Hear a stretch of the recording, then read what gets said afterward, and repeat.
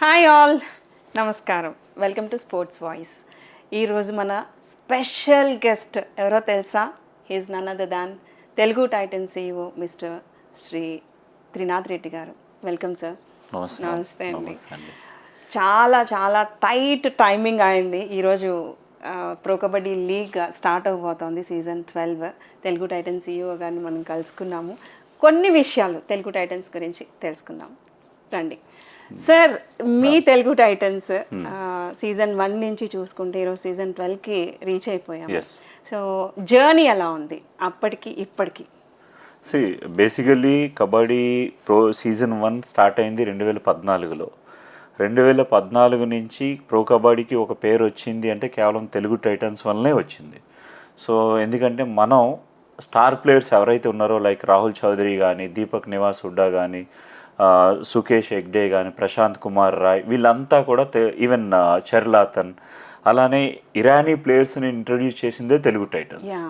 So అందువల్ల ఏంటంటే తెలుగు టైటన్స్కి ఆ బ్రాండ్ అన్నది ఒకటి ఉందన్నమాట. అంటే తెలుగు టైటన్స్లో ఎప్పుడూ కూడా మంచి ప్లేయర్స్ని మనం డెవలప్ చేయడం జరిగింది. ఈ టాలెంట్ని ఐడెంటిఫై చేసి సీజన్ 1 నుంచి చూస్తే మీరు ప్రతి టీంకి, అంటే మీరు కొన్ని సీజన్లో మీరు చూస్తే ప్రతి 12 టీమ్స్లో క్యాప్టెన్ చేసిన ప్లేయర్స్ అందరూ తెలుగు టైటన్స్ నుంచి వచ్చిన వాళ్ళే. సో అందువల్ల తెలుగు టైటన్స్ ఒక రూట్ మ్యాప్ ప్రో కబడ్డీకి ఇచ్చిందనే మనం చెప్పొచ్చు. ఈ విషయంలో ఎక్కడ బ్యాక్లాగ్స్ ఉన్నాయి అంటే మీరు చెప్పినట్టుగా Rahul Chaudhari star rider, when compare to మిగతా టీమ్స్ లో చూసుకుంటే వెళ్ళాడు అంటే మంచి మంచి పాయింట్స్ వచ్చేవి. మనకి ఆ సక్సెస్ అనేది ఎక్కడ బ్యాక్లాగ్స్ ఉన్నాయి అంటే రైడింగ్ అఫెన్స్ లో చాలా బాగుంది మీరు అన్నట్టుగా, డిఫెన్స్ లో కూడా చర్లాదన్ ఏంటి, తర్వాత రవీంద్ర పహల్, మంచి మంచి కార్నర్స్ ఉన్నారు మీకు. సో ఈసారి స్ట్రాటజీ అంటే మీ టీంలో ఎలాంటి మార్పుల్ని మేము ఎక్స్పెక్ట్ చేయొచ్చు? బేసికల్లీ నేను ఇప్పుడు మీకు స్టార్టింగ్ చెప్పినట్టు ఏంటంటే మన యంగ్స్టర్ని డెవలప్ చేసి ఒక స్టార్స్ని తయారు చేసాం. సో ఈ సీజన్ కూడా మేమంతా ఇప్పుడు మన టీంని చూస్తే ఒకరిద్దరు నోటెడ్ ప్లేయర్స్ తప్పించి మిగతా అంతా యంగ్స్టర్సే.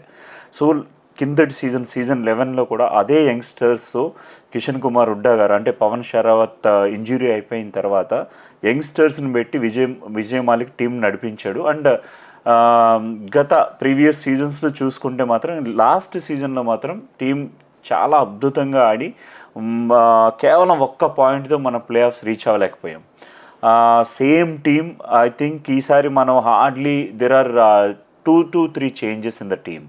అంటే సో ఆ కంటిన్యూటీ అన్నది with the players along with the coach అన్నది ఈ సీజన్ ఉంది మనకి. ఐ థింక్ ఈ సీజన్లో బ్యాలెన్స్డ్ టీంని మేము ఆప్షన్లో తయారు చేయగలిగాం. ఎందుకంటే మనకున్న ప్లేయర్స్ ఎవరైతే ఉన్నారో వాళ్ళని రిటైన్ చేసాం. యంగ్స్టర్స్ని ఎవరు తీసుకున్నామో వాళ్ళంతా కూడా వాళ్ళ కోచింగ్ క్యాంప్లో కూడా ఎక్స్ట్రాడినరీగా పర్ఫామ్ చేశారు. అలానే మనకి యాడెడ్ అడ్వాంటేజ్ ఏంటంటే రైడర్స్ యాడ్ అయ్యారు.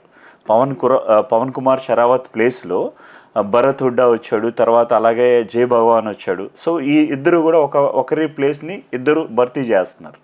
సో ఐ థింక్ అలానే మన రైట్ కార్నర్ లాస్ట్ టైం మన చాలా పెద్ద దెబ్బ పడింది రైట్ కార్నర్ వల్ల. ఈసారి లీగ్లోనే ఒక బెస్ట్ ఆఫ్టర్ సాధులు శుభం సిండే ఎవరైతే రైట్ కార్నర్ ఉన్నాడో, ఆయన పట్నాకు కూడా క్యాప్టెన్ చేశాడు లాస్ట్ సీజన్లో, అతన్ని మన రైట్ కార్నర్గా తీసుకొని ఈ సీజన్లో డిఫెన్స్ కానీ అఫెన్స్ కానీ విత్ స్టాండ్ బైస్ కూడా మంచి స్ట్రాంగ్ టీంని అయితే తయారు చేసాం. యంగ్స్టర్స్ ఐ థింక్ భరత్ లాంటి, విజయ్ లాంటి, ఆశిష్ నర్వాల్ లేదంటే అమన్ లాంటి ఎక్స్పీరియన్స్ ఉన్న ప్లేయర్స్ కూడా ఉన్నారు కనుక మన టీంలో ఈ ఎక్స్పీరియన్స్ ఉన్న ప్లేయర్స్తో పాటు youngsters I think they will definitely do well. ఇంకో విషయం ఏంటంటే క్యాంప్లో మేము చూసాం 45 days మనం చండీగఢ్లో క్యాంప్ చేసాం. ఆ క్యాంపులో ప్రతి ఒక్క ప్లేయరు ఏం నేర్చుకోవాలనే వచ్చారు తప్పించి వాళ్ళ స్కిల్స్లు ఎక్కడ తప్పు చేశారో తెలుసుకొని ఆ స్కిల్స్ని డెవలప్ చేసుకున్నారు, అంటే ఇంప్రూవ్ చేశారు దానిపైన. ఆ విషయంలో మన కోచ్ కిషన్ కుమార్ హుడ్డా గారు కానీ లేదంటే అసిస్టెంట్ కోచ్ రమేష్ కుమార్ కానీ ఎక్స్ట్రాడినరీగా పనిచేశారు పిల్లల పైన. ఐ థింక్ ఈరోజే లీగ్ స్టార్ట్ అవుతుంది కనుక మనం డెఫినెట్గా మంచి టీంని అయితే చూడడం జరుగుతుంది. సో మీరు ఎక్కడ ఫోకస్ చేస్తారు అంటే మీరు రైడింగ్ డిపార్ట్మెంట్ కానీ డిఫెన్స్ కానీ చాలా స్ట్రాంగ్, అందరికీ తెలుసు మంచి మంచి టాప్ ప్లేయర్స్ ఉన్నారు తెలుగు టైటన్స్లో, బ్యాలెన్స్డ్గా ఉందని మనం త్రినాథ్ గారి మాటల్లో మనకి తెలుస్తోంది. సో మీ ఒపోనెంట్స్ ఎవరు స్ట్రాంగ్గా అని మీరు అనుకుంటున్నారు ఇప్పుడు ఫేస్ చేయబోయే మ్యాచెస్లో కనుక చూస్తే? మ్యామ్ యాక్చువల్గా ఏంటంటే ప్రజెంట్గా మనం 12 టీమ్స్ని చూసినా కానీ ప్రతి team equally good. On the day ఎవరిదైతే ఆ రోజు వాళ్ళది అవుతుందో వాళ్ళు డెఫినెట్గా విన్ అవుతారు. అలా అని మనం ఎక్కడ తక్కువ లేవు, అలాగే వేరే టీమ్స్ కూడా తక్కువేం లేవు. బట్ కొన్ని స్టేజెస్లో లాస్ట్ వరకు గెలుస్తూ చేజారిపోయిన మ్యాచెస్ కూడా మనం చూసాము. అవును. సో హౌ కెన్ వి అంటే గ్రాబ్ దట్ ఆ మూమెంట్స్? మనకి లాస్ట్ కపుల్ ఆఫ్ సీజన్స్లో ఏవైతే మిస్టేక్స్ చేసామో లైక్ మీరు చెప్పినట్టు వాటిపైన మన క్యాంపులో ఫోకస్ చేయడం జరిగింది. అంటే ఇప్పుడు మా కోచ్ మన పిల్లలకి చెప్పేది ఏంటంటే, ప్లేయర్స్కి అంతా చెప్తారు ఆయన ఒకే ఒక point, out of 40 minutes of టైంలో 35 minutes మీది, లాస్ట్ 5 minutes నాది. ఎందుకంటే ఆ లాస్ట్ 5 minutesలో మీరు అన్నట్టు చాలా మనం దెబ్బలు తిన్నాం ప్రీవియస్ సీజన్స్లో. సో ఆ ఎక్స్పీరియన్స్ ఉంది కనుక క్యాంప్లో కూడా మేము లాస్ట్ 5 minutes ఎలా ఉండాలి అన్నది కోచ్ ఆల్రెడీ స్ట్రాటజైజ్ చేసి దాన్ని ఎక్స్పెరిమెంట్ చేశారు on mat. So I think ఈ సీజన్లో మనం డెఫినెట్గా డిఫరెంట్ తెలుగు టైటాన్స్ని మనం చూస్తాం. సో యంగ్ కబడ్డీ ప్లేయర్స్కి మీ తరపు నుంచి, మన తెలుగు ప్రేక్షకులు తరపు నుంచి త్రినాథ్ గారు, మన వైజాగ్ వాస్తవ్యులు మా ప్లేయర్స్ ఎక్స్పెక్ట్ చేస్తారు అంటే ఏంటి ప్రో కబడ్డీ నుంచి మీ మెసేజ్ యంగ్ కబడ్డీ ప్లేయర్స్కి? బేసికల్లీ ఏంటంటే ప్రతి కబడ్డీ ప్లేయర్ ఎవరైతే కబడ్డీ వస్తారో వాళ్ళ ప్రతి ఒక్కరు కూడా ఒక హై డ్రీమ్స్తో వస్తారు. అంటే స్టేట్ ఆడాలి, తర్వాత మీరు అన్నట్టు ప్రో కబడ్డీ ఆడాలి, తర్వాత ఇండియన్ టీం రిప్రజెంట్ చేయాలనే అనుకుంటారు. సో వీళ్ళేంటంటే ప్రతి టీంని ఒక్కసారి మనం ఒక టీంలో ఆడాలి, కబడ్డీని ఇన్వైట్ చేసుకొని నా ప్రొఫెషనల్ టీం అనుకొని, ప్రొఫెషనల్ గేమ్ అనుకొని ముందుకు వెళ్ళాలి. ఎప్పుడైతే మనం ఒక పర్టికులర్ గేమ్ని మన గేమ్ అనుకొని తీసుకుంటామో దానిపైనే ఫోకస్ చేస్తాము. అంటే ప్రజెంట్ ఎలా ఉందంటే అండి, కబడ్డీ వచ్చినప్పుడు అందరూ కబడ్డీలో ఆడతారు, తర్వాత they'll deviate once IPL comes. So అలా కాకుండా, అంటే ఈ ఎక్స్పీరియన్స్ నా సెల్ఫ్ ఎక్స్పీరియన్స్తో నేను చెప్తున్నా, ప్రతి గేమ్ ఆడగలం, బట్ ఏంటంటే ఇలాంటిది ఏంటంటే ఒక్క గేమ్ని తీసుకొని దానిపైనే ఫోకస్ చేస్తే ప్రతి ఒక్కరూ అందులో స్టార్స్గా అట్లీస్ట్ సర్టన్ లెవెల్లో, అంటే ఎక్కడైతే ఒక రికగ్నిషన్ వచ్చే లెవెల్ ఏదైతే ఉంటుందో ఆ లెవెల్లో రాగలుగుతారని నా అభిప్రాయం. ప్రో కబడ్డీ అన్నది వైజాగ్లో జరుగుతుంది. మన తెలుగు స్టేట్స్కి ఎవరైతే మన ప్రో కబడ్డీని తెలుగు టైటన్స్ టీంని ఫ్యాన్స్ బేస్ చేసుకొని ఉన్నారో వాళ్ళంతా కూడా తెలుగు టైటన్స్ మ్యాచెస్ కాకుండా ఇతర మ్యాచ్లు కూడా చూస్తే యాక్చువల్లీ మన తెలుగు స్టేట్స్లో ఏం ల్యాక్ అవుతున్నామో అన్నది వాళ్ళకి తెలుస్తుంది. సో అందు గురించి ఐ థింక్ ఈసారి ఇప్పుడు చూస్తే తెలుగు ఆంధ్ర కబడ్డీ అసోసియేషన్ కానీ లేదంటే తెలంగాణ కబడ్డీ అసోసియేషన్ కానీ యువ కబడ్డీ సిరీస్ కూడా స్టార్ట్ చేశారు. I think it's platform for youngsters to prove themselves. And ఎందుకంటే కొత్తగా వచ్చిన ప్లేయర్స్ ఏదైతే ప్రో కబడ్డీలు ఉన్నారో వాళ్ళంతా కూడా యువ కబడ్డీ సిరీస్లో ఎక్కడ జరిగినా అక్కడి నుంచి పికప్ చేసుకుని తీసుకున్న ప్లేయర్సే. ఐ థింక్ మన ప్లేయర్స్ కూడా ఈ సీజన్లో ఒక ఐడెంటిఫికేషన్ అన్నది వస్తుంది కనుక 12 టీమ్స్ మనం తెలుగు టైటన్సే అనుకోవాల్సిన అవసరం లేదు. 12 టీమ్స్ కూడా డెఫినెట్గా తెలుగు ప్లేయర్స్ని వాళ్ళు ఆడుతున్న పద్ధతి చూసి ఐ థింక్ మేబీ చిన్న చిన్న మిస్టేక్స్ ఏవైతే ఉన్నాయో ఒక్కసారి ఆ ప్రొఫెషనల్ టీం దగ్గరికి వచ్చిన తర్వాత రెక్టిఫై చేసుకొని ప్రతి 12 టీమ్స్లో అట్లీస్ట్ ఒక 6 నుంచి 12 మంది ప్లేయర్స్ ఉన్నా కానీ ఐ థింక్ ఈ సెక్రటరీస్ ఏదైతే పని చేస్తున్నారో అది తెలుగు స్టేట్స్కి ఉపయోగపడుతుందని అనుకుంటున్నాను. అలాగనే ప్లేయర్స్ కూడా అదే పద్ధతిలో నేర్చుకోవాలి. చాలా డిసిప్లిన్ ఉండాలి, అట్ ద సేమ్ టైం ఇచ్చిన అవకాశాన్ని అందిపుచ్చుకోగలగాలి.